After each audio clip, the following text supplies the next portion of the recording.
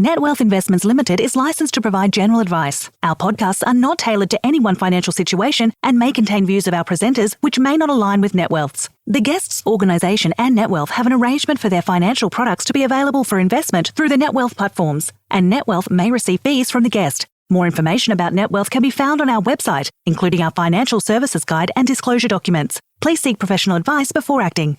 It's a big jump to get into financial advice. Great advisors have life experience. They don't have to be older to have life experience, but they have a life experience because they need to be able to guide people through life. There was a strong cultural fit, strong alignment in goals was important, and we were able to tick that. Alignment of interest is essential if you're going to actually create a change of that size, knowing that you are going to have to deal with disenfranchisement.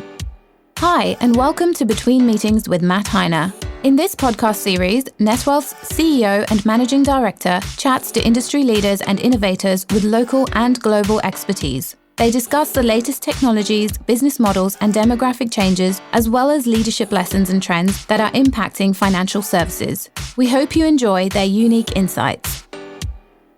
Welcome to this episode of Between Meetings. Today we're in for a bit of a special treat. We are joined by Shachar from the snowfields of California, I believe, and Bernard is dialing in from New Zealand. Welcome to you both. Thanks so much, Matt. Now, it's been a little while since we last caught up. Shachar, you probably don't remember, but back in 2016, I was actually lucky enough to join one of your lectures in Berkeley, in your hometown, which is really where this conversation around risk profiling and some of the research that you're doing kicked off. So really looking forward to chatting to you both today, hearing how things have advanced. But before we start, it would be really good just to understand your journey for both of you, if that's all right, and understand why you've ended up at Berkeley and why you saw Berkeley as the natural place to conduct your research.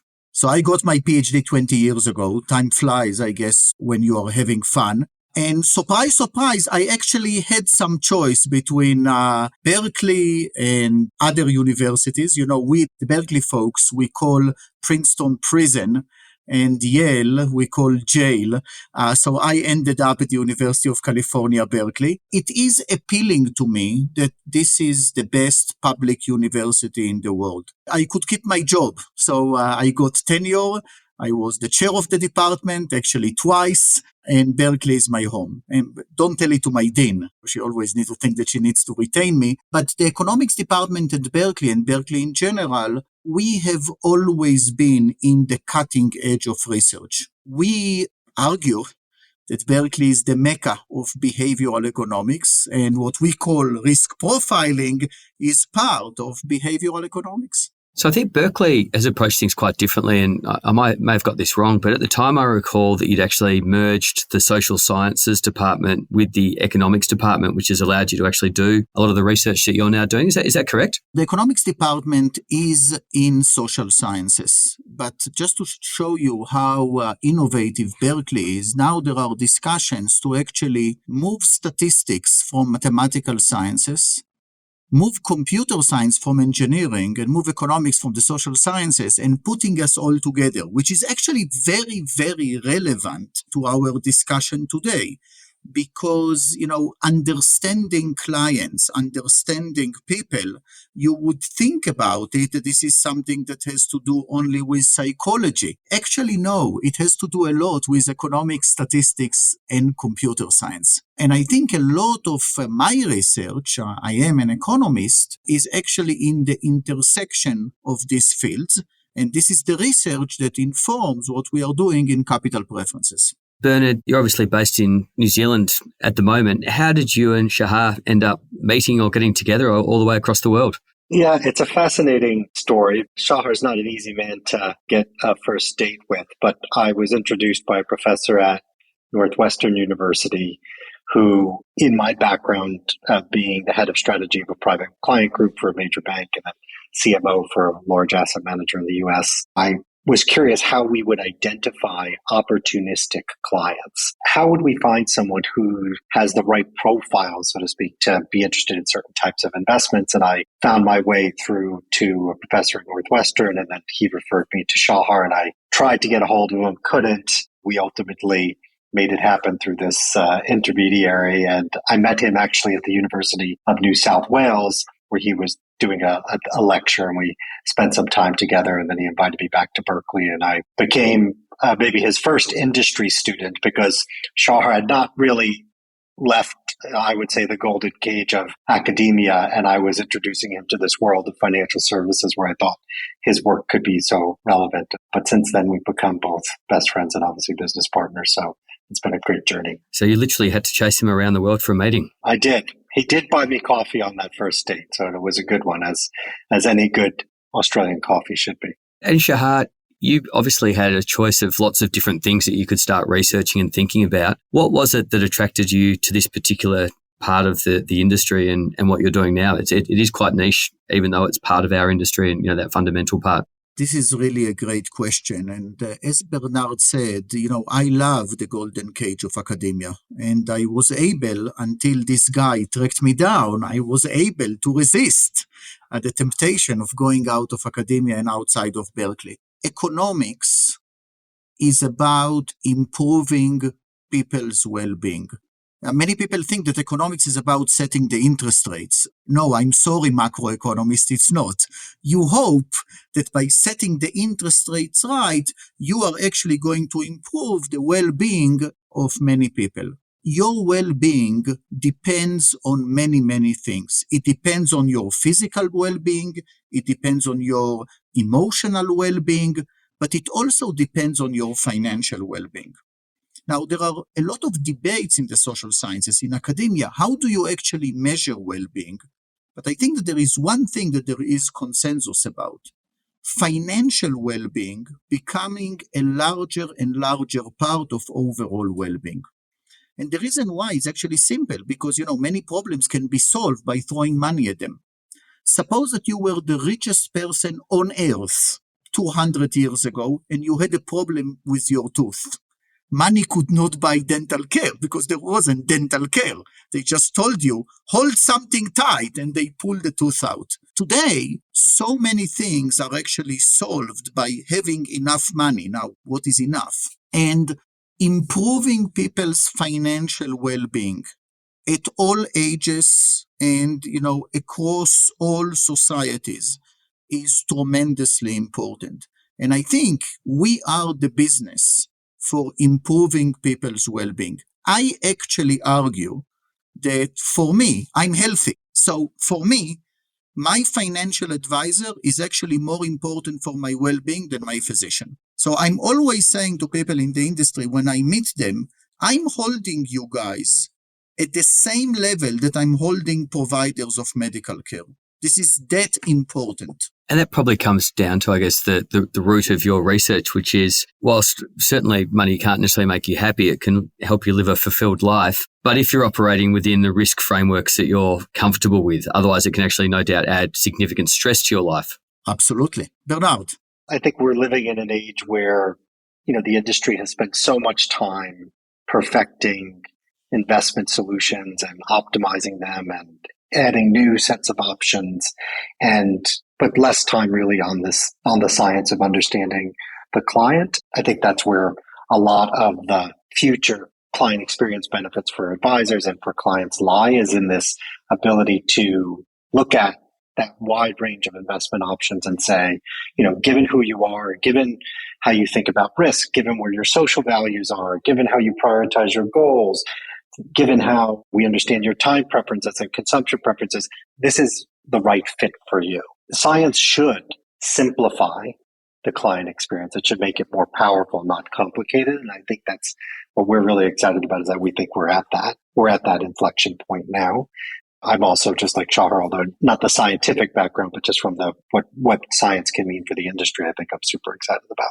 Bernard, we've certainly had this conversation a number of times over the years, Shachar. I don't think we have, but I've always personally had a fundamental issue with the way that risk profiling has been done in the industry. And if I pick one or two of the questions that I think are completely misleading, is if you ask someone what they would do if their portfolio fell by 20% and they've never experienced their portfolio falling by 20%, in my view, they're unqualified to answer that. What was it that you found in your research, or what was your original hypothesis that led you to go down the track that you have, which I guess in your mind at least gives you a much better outcome than the standard set of questions that we've always dealt with? One of the most interesting things about economics is actually asking the right questions. Because if you don't ask questions that are not well defined, then you cannot answer them.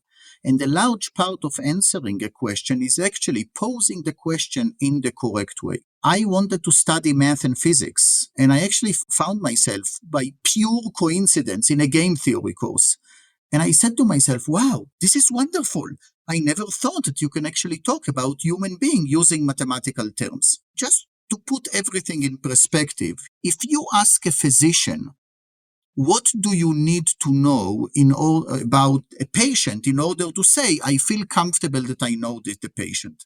Give me the physician gender, age, medical history, etc. All physicians will know exactly what they need. Why? Because medicine is a hard science. There are microscopes, there are blood tests, and there are MRIs. Economics is not a hard science. We don't have hardware. We only have software. And the software that we are using are the software in order to understand clients that are making trade-off. The trade-off between risk and return is one of these trade-offs, but there is also other trade-offs. The trade-offs between today and tomorrow, my welfare today versus my welfare tomorrow. Should I buy this car or should I save more for my retirement? But also, should I eat the cheesecake or eat the salad? I'm just before dinner. Or should I go to the gym or should I sit in front of the TV and watch another reality show? That's another trade-off. So I think, to your point, the industry is actually doing two things wrong. One, we are only focusing on a slice of what we need to know about the client. It's a very important slice, but it's not the only slice. It's the slice about risk attitudes. And secondly, we very poorly measuring it. We are measuring it using surveys or questionnaires. And as you pointed out, the problem with these questionnaires is that they require enormous amount of imagination. I never been in a downturn. How would I know? So we need to find something else to do. And I think that, for me, this journey, Bernard is always saying that he will make me blush. We have maybe a competition. Who will make who blush? At the beginning, my research informed capital preferences. Now the question that we are actually facing and trying to solve for the industry inform my research. It became a two-way street. There is no better research and research motivated from important real-world questions. And just to add there, like Shachar was way ahead of his time. And when I saw his work, what really spoke to me was, for those of you that haven't seen capital preferences work, it's a interactive, stimulating activity that gets your hands dirty, both as the client. So it really puts you in the middle of the core trade-offs that an advisor would really want to know how you solve in order to advise you. Or if you're in a self-directed environment, you'd want to go through to stress test your own preferences. That aspect of actions speak louder than words, and getting your hands dirty, I think, is just, for me, what was super, super appealing when I met Shachar. I just thought, wow, this is going to change the client-advisor dynamic. It's going to change the level of engagement of the end investor itself by having them understand kind of what's behind the advice they're going to be given and the kind of trade-offs that they're going to be exposed to during that journey. So that's just my perspective on that. When using the capital preferences tool, I guess the power is really in its simplicity. So perhaps for those that haven't seen the tool, do you want to attempt to describe it as best you can? I'll take the first shot, Shachar, but first is open your mind to the multiple dimensions of things you as an advisor or someone in the industry would want to know about a client. And just let's go through those quickly. You have your, how does this client make the trade-off between risk versus reward? How do they make trade-offs between consumption today and consumption tomorrow? How do they make trade-offs between themselves and the environment, or social justice or values-based elements? How do they prioritize their goals? These are all things that our conversation can't uncover precisely. So instead, we're going to put you in a wind tunnel, an interactive game, where, let's say you have $1 million to invest. I'm going to say, okay, in the following scenarios, show me how much of that $1 million you would put at risk in each of these scenarios, given a varying set of opportunities or positive gains that are available. And the client moves the slider, and then they're exposed to a few different scenarios that allow us to stress test. It takes the client normally about 60 to 90 seconds to complete. And in that 60 to 90 seconds, let's just say in the domain of risk, we're recovering what's their willingness to take risk? How sensitive are they to losses? So different from taking risk, what would the reactions likely be when the markets are volatile or they have downside experiences? And I guess very, very importantly, what and how consistent is this decision maker or this client in this area of risk taking at all? Like, are they even advisable? And then from that, we're able to use that very, very short client interaction to be able to look at the available investment options and say, given what we've just learned about you and your spouse or partner, or if that exists, this is what would be the best fit for you as a household. Now, that could be a portfolio, it could be a portfolio and an annuitization strategy. And then we can look at that compared to the client's goals. This podcast is proudly sponsored by NetWealth. Imagine a world of investment choice that goes beyond borders. Open up a world of investment opportunity with NetWealth, where you can access local and international securities, as well as bonds and foreign currency options for wholesale clients. With managed accounts, managed funds, and access to non-custodial assets. A world of investment awaits you. Discover it at netwealth.com.au/woo. So Bernard, I might just localise the conversation for a moment. And if we think about the Australian framework, you go through a risk profile, you answer 5 questions, which I think we agree could be potentially meaningless. And it puts you into a nice bucket. You're either a conservative investor or a high growth investor. What's the process with capital preferences? Is there a similar outcome at the end, or are you allocating to asset classes? How does it work? Yeah, so for any particular advice firm that has their own efficient frontier of model portfolios, that's a really important part of their value proposition. So the client will go through the process, will recover their decisions, and then we will be able to look across that efficient frontier that they've designed and that they have assumptions around and say, given the client's decisions, this client is a 87% fit for the moderately aggressive portfolio, but their comfort zone might sit around that. And each portfolio in the investment lineup would be ranked by its fit with the client's preferences. So it just leads to usually a richer conversation. And then when we layer in the goal component of our solution, that tension between the client's comfort zone being, let's say, an 80% fit and the goal achievability being maybe only a 70% fit at that particular point in the portfolio lineup, that, the advisor gets to have that conversation about, okay, well, we can move you out of your comfort zone potentially, or you could save more in order to achieve the higher rate of goal achievability. And so I think we definitely take that kind of construct to the next level by introducing what we call this fit concept or comfort zone. Shachar, perhaps a question for you. You've talked about comfort zone. I'd love to know, through your research, what are the key drivers of decision-making as it relates to the risk profiling? Is it education, age? What have you found to be the most powerful indicators? You can always find correlates between preferences and between sociodemographics. Let me just give you one that is actually very interesting. There is a difference that, by the way, in any standard questionnaire, you can never disentangle.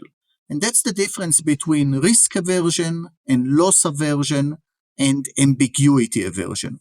Let me just illustrate one: risk aversion and loss aversion. Suppose, Matt, that you had $100 in your pocket and you walk in the street and you lost this $100. Think to yourself how it will make you unhappy, right? You just lost $100. Absolutely. Think about how unhappy it will make you. Now think that you actually found $100 on the floor and find their keeper. That will make you happy, right? But think in absolute value. In absolute value, finding $100 in absolute value will make you more happy than the loss of $100? And the answer is not. We are much more sensitive to losses. Loss aversion, in addition to risk aversion, it's the additional fear, anxiety that we feel when markets are down, when my portfolio is losing. So, for example, older people are not more risk averse than younger people. They are actually more loss averse. However, you can think about it that they should be. Why they should be? Because if you make a bad decision, a bad investment decisions when you are young, it's usually a small amount of money and you have time to recover. If you make a bad investment decision when you are old, it's a larger amount of money and it's harder to recover. So I think that the key in what we do is precision. And when I say precision, I mean statistical precision, because everyone comes with confidence intervals. So we are actually measuring with precision, how do you feel about the trade-off between expected return and volatility? As a result, we can put you directly on a point on the efficient frontier, on a continuum. Later on, if you have 5 model portfolios and we need to put you in a bucket, of course we can do it because we have richer information underneath. Moreover, it might be that I will put both you and Bernard into the same bucket because that's the best portfolio. But I would know that it's a better fit for you than a better fit for Bernard. So I will take more care of Bernard. In addition, I will say, Bernard is more loss averse because he's older. So I need to take care of him differently. And I think that the key here is, suppose that you went to your physician and the physician told you your cholesterol is medium. You'll ask him, what do you mean by medium? What's the range of medium? So we put everything in buckets because we need to organize the world for ourselves. But underneath, if there is nothing that is coming from a continuum, it basically means you don't have enough information. Through your research, was there anything that surprised you around loss aversion that led to either greater or lower loss aversion that you wouldn't have expected initially? Yes, absolutely. You would actually think to yourself that loss aversion might be concentrated in individual, not wealthy individual, because wealthy individual can lose a lot and, they are not going to be homeless. They are not going to starve. What surprised me in not only my research, let me make clear, I'm standing on very high shoulders. This is the greatest mind in the social sciences, and there are other people that are involved. Our head of research was my undergraduate students at Berkeley, and then was a PhD student at Princeton. So there is a young generation. There are people before me and there are people after me. What I was mostly surprised is actually how widespread loss aversion is. And we need to take it into account. And we haven't even started speaking about ambiguity aversion. I wouldn't mind if we can spending a little bit of time on that. I think most of us understand the other types of aversion, but ambiguity aversion is not one that I've come across. We distinguish between risk aversion and ambiguity aversion. Risk aversion is where there is uncertainty, but the probabilities of different outcomes are known. Like, for example, when you go to Las Vegas and you play the roulette, there are precise probabilities to exactly, maybe you cannot calculate them, but if I now flip an even coin, it's 50-50. Most situations in the world, they don't only involve risk, they also involve what we call ambiguity, which you can think about it is an additional degree of risk. It's the fact that you actually don't have precise probabilities in your mind. If I tell you, what's the probability that the temperatures tomorrow in Barcelona are going to be above 25 degrees? There is no precise probability to this. Many people, they are actually not averse to risk. They are much more averse to ambiguity. Think about it in investments. People are actually sometimes saying that stocks in emerging markets are riskier than stocks in non-emerging markets. No. They are not riskier. They are more ambiguous because there is less information about these markets. So we have an entire research agenda about also profiling people in terms of their ambiguity aversion, which is something that the industry doesn't do at all. And ambiguity aversion, based on the description, which is very clear, can be solved to some extent through education and therefore a key aspect of what an advisor can and should do with their client base? Absolutely. I ask my advisor all the time because he knows the market better than I do. Give me information, reduce my ambiguity. This is a very important way to move people to their comfort zone.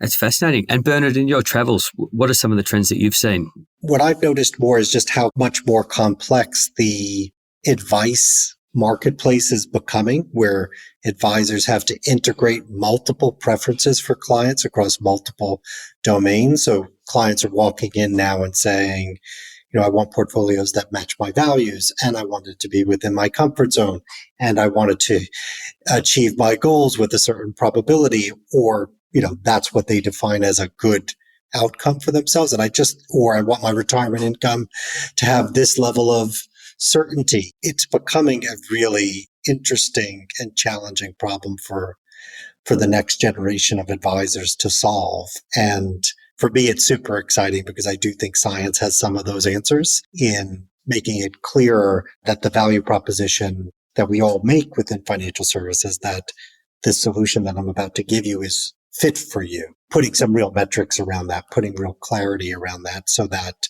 there's lots of transparency and lots of trust that comes with it. So just to continually impressed with how quickly that personalization journey is evolving around the world.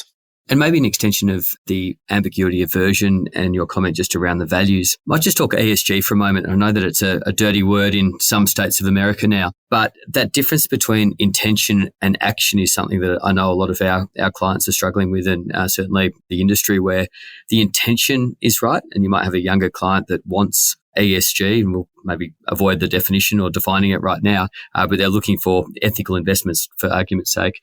But when it actually comes down to it, the intention or the action are actually quite different. And we saw this certainly in the early days where industry funds were surveying members, and it was 99% of members wanted ESG ethical options. And when it actually came to picking it or investing, the actual take-up was sort of 0.1%. Just love any comments on that.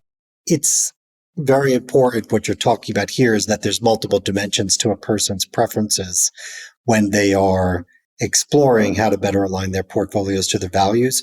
One of those dimensions is, what do they actually care most about, and understanding the utility they might derive from seeing that type of better alignment. But there is another dimension, and Shachar has some amazing papers on this that have been published in the top journals in the world, which is the dimension of just how altruistic are you and what types of trade-offs are you willing to make to achieve alignment. And I think it's entirely fair, and I don't want to contradict research that says, good, sustainable and ESG outcomes are associated with better returns. But there are some other transaction costs that do emerge when you move your portfolio around. It could be taxation in the US. It could be other types of diversification considerations. And so you would want as an advisor to explore those as well.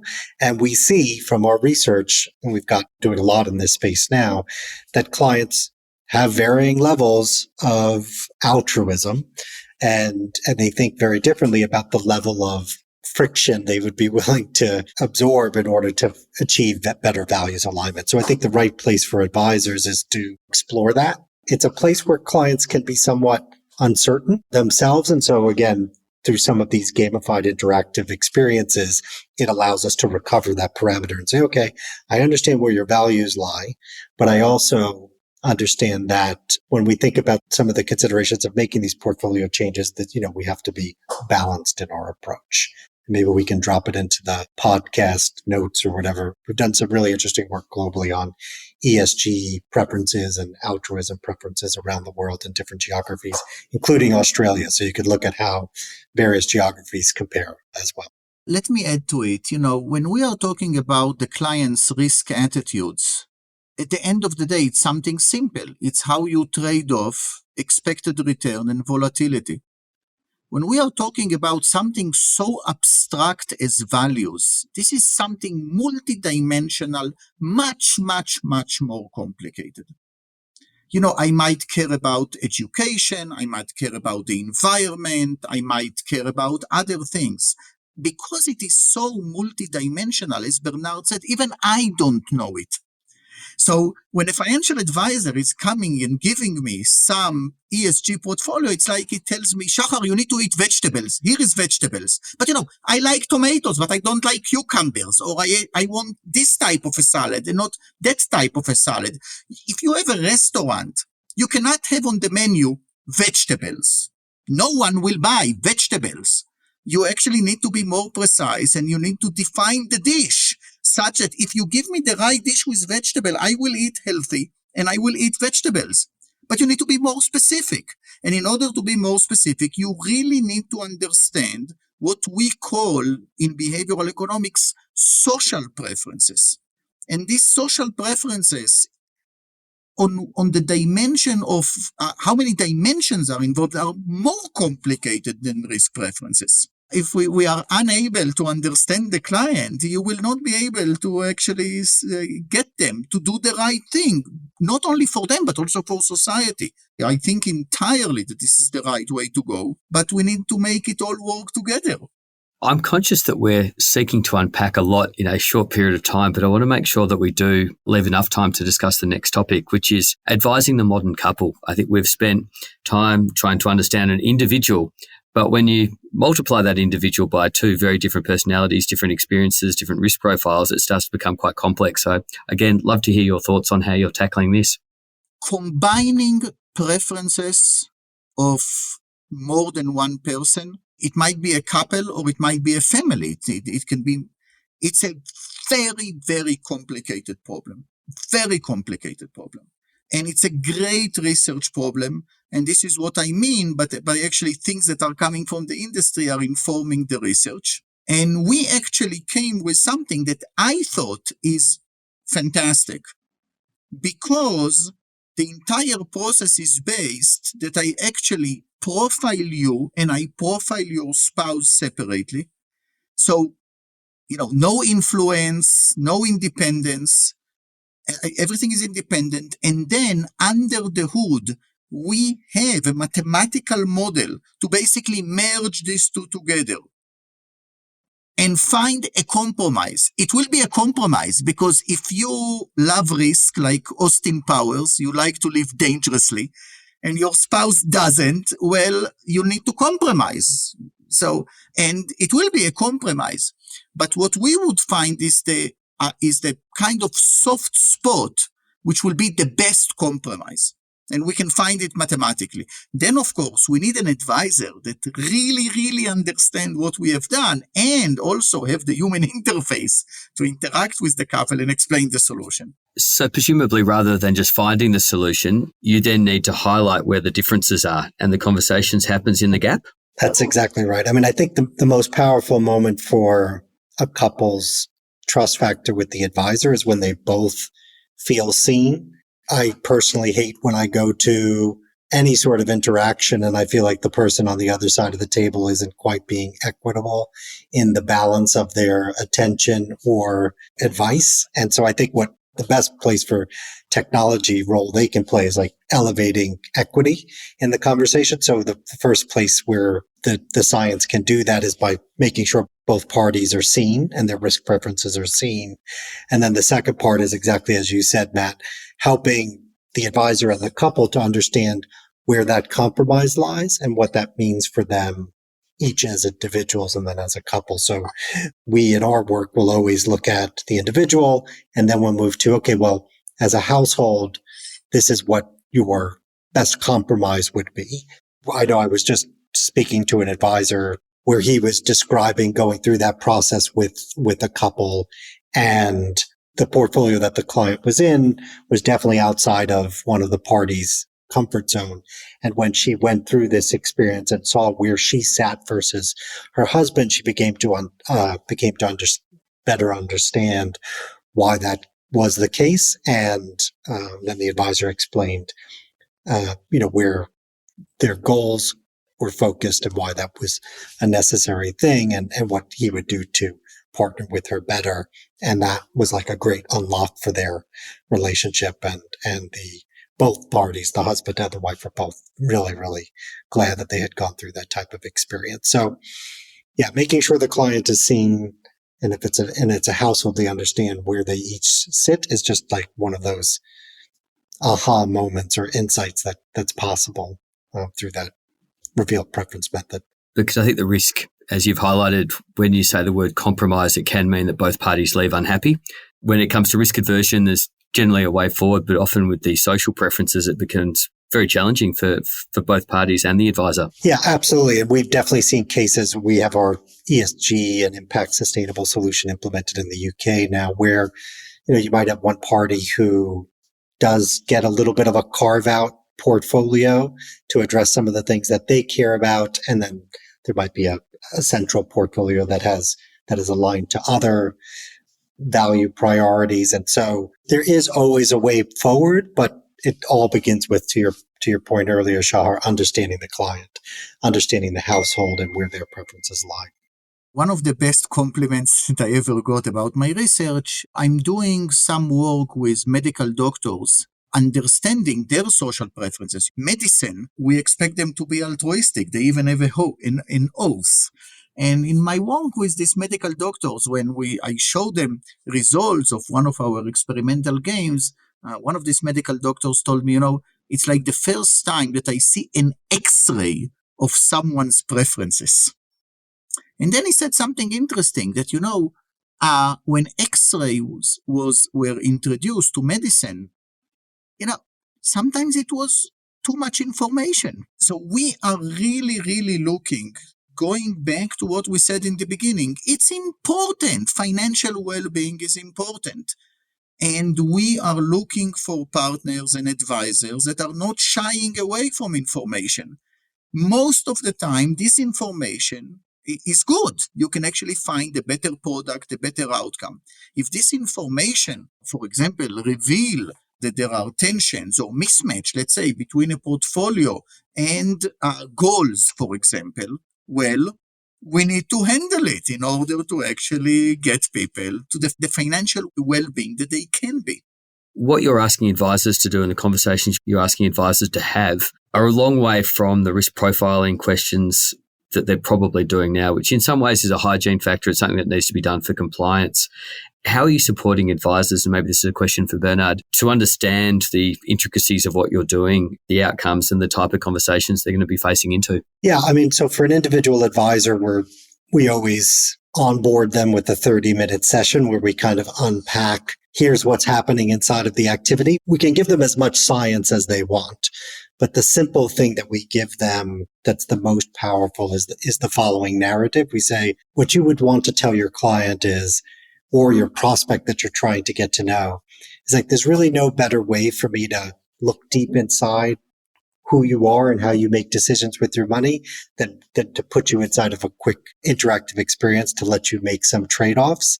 And then the insights that come from that are actually quite intuitive. We unpack that for them and we kind of step them through an 8 to 10 minute conversation they can have with a client on an acquisition experience for an annual review. We do the same thing. This is how you would use these types of interactive experiences to kind of enliven a annual review, or how you would re-engage or engage at all the next generation. So the kids of your clients and exploring their preferences. So I would definitely recommend for anyone that's interested, they do that onboarding call. It's 30 minutes well spent, and it really takes you from curious to confident with the whole use of these types of experiences. And I would also say, no need to throw away your favorite questions. If you've got a favorite question you always like to ask a client, just work that into the conversation as well. Before we go, is there anything that you haven't solved for that you're wanting to solve for? Something that we just solved for that I just would mention is this whole retirement income certainty challenge that really I know superannuations in the retirement income covenant obligations face. And so I'm just super excited about that. And maybe we can put that on the podcast link as well. For me, this whole space of integrating preferences and combining risk preferences and social preferences and income certainty preferences into one holistic playback for the advisor and the client, that's like the next place we're going. And I think it's going to be super exciting, the merging of these preferences to give a client a clear and transparent read where they stand on all of those dimensions. In this entire journey, I say that the most significant thing for me was that we were able to take my research and first, do good with it. It's a wonderful feeling for a researcher on something that I actually think is tremendously important. But I think that we can do even better. And the way that we can do even better is finding the right partners, and the right partners are the right financial advisors. I always like the conversations with financial advisors, listening what works for me, what doesn't work for me. there is enormous amount of information that we can actually get from the clients in a very short amount of time. And also by basically doing our experimental game, there is learning by doing. The client is actually learning about himself, which can actually bring the entire conversation to a different level. However, squeezing everything that we can from the information that we have, I actually think, even though I'm very nicely surprised by the way that we are doing it, we are able to present very complicated and very rich results, both to clients and advisors, and get them to engage on multiple dimensions. We can always do better. In order to do better, we need the right partners. How many advice firms would be using your tools at the moment, both, I guess, in America, Australia, and maybe globally? This year, we surpassed 500,000 clients in the ecosystem. So those would be individual clients, which I don't have any statistics on other profiling techniques, but I tend to think it's one of the fastest growing in the world. In Australia, we just gotten started with our new suite, and I don't have the exact statistics, but I think there's about 42 different firms on the platform as of right now. We call our target advisor the pioneering page. If you're an advisor who's looking to grow your business, wants a better client experience, wants to modernize it, this is actually doable. There aren't many doable tech things out there. Some of them are quite involved, but this is actually quite doable. So yeah, I'm excited about where we'll go in Australia in particular. Unfortunately, we have run out of time. I've got plenty of other questions, so we might need to do a follow-up. But for those advisors that are interested in finding out more, Capital Preference website, presumably, Shachar, that's got your research papers on there? Everything is on there. It does. If you go to capitalpreferences.com.au, you can take a look at the solution that's in Australia. There's the science tab will get you some of the videos and papers and other things, or book a demo and we'll take you through it one-on-one. Wonderful. Well, I appreciate you spending the time. I know it's late in the evening for you, Shachar. I hope the snow is good for you tomorrow, and hopefully we'll get you both out to Australia soon to continue the conversation.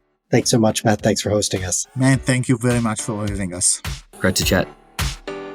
Thanks for listening to this episode of Between Meetings. For more episodes and to subscribe to our series, visit the NetWealth website, iTunes, Spotify, or your favourite listening service. And if you want to contact me or engage or discuss any of the topics raised, please find me on LinkedIn or Twitter or send me a private message. We hope you can tune into the next episode.